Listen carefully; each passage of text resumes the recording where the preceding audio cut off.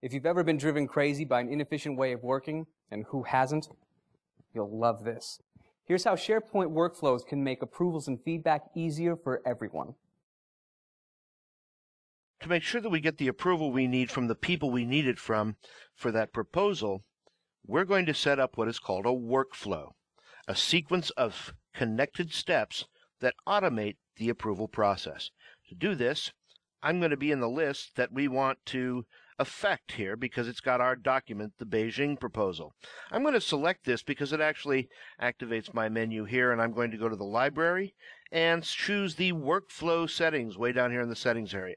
Now this is going to allow me to add a workflow, but I want to make sure that I'm setting up a document workflow here. Then I'm going to add that workflow. And an approval workflow, we're going to select that, and we're going to call this the Beijing approval workflow. We're going to go ahead and have it create a brand new task list so we're not filling up our current task list, and we're going to go ahead and let it create its own workflow history. At this point, I'm going to leave everything else at default and click Next. I'm going to assign this task to different people. I have two options for this, one at a time, serial, which means in a row, or I can do this all at once, parallel. That would mean that they all received tasks at the same time, but we want them to do it one at a time, and we're only going to do it with two people. We're going to do it with Sanjay Shah and Jeff Hay. The due date for all of these tasks is Monday the 18th. Now that we've got our people set up, we can go ahead and click Save. That workflow has been added. Now we want to go back to our list. Under our shared documents, we can go ahead and select our document. Notice that we have workflows here, and we're going to manually start our workflow. So we're going to select it, we're going to choose the Beijing approval, and we're going to click Start. Now that we started the workflow, a column has been added for our Beijing approval workflow. Next to our document, it says In Progress. If we click In Progress, we get what is referred to as a workflow visualization. And this tells me that no one here has actually completed their currently assigned tasks, which is to approve the document. So we're going to go ahead and go back to our Shared Documents folder, and let's go over and take a look at Sanjay's folder. What's really cool about this is that Sanjay doesn't have to be inside of our team site to go ahead and approve this document.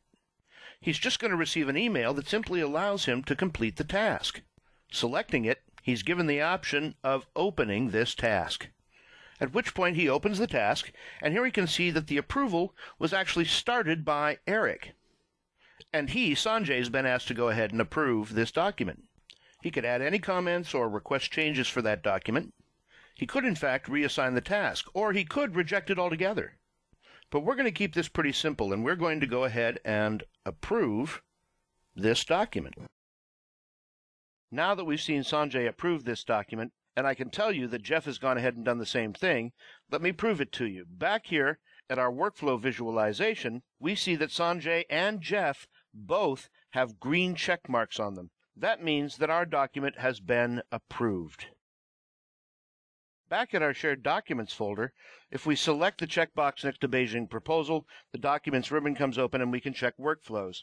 This allows us to verify that the completed workflows contains the Beijing Approval, which was the name of our workflow. That means that this document has been approved by all these different people with tasks via email by you setting up a workflow here in your SharePoint site. Finally, the last place to look for verification of your completed workflow is your own Outlook folder.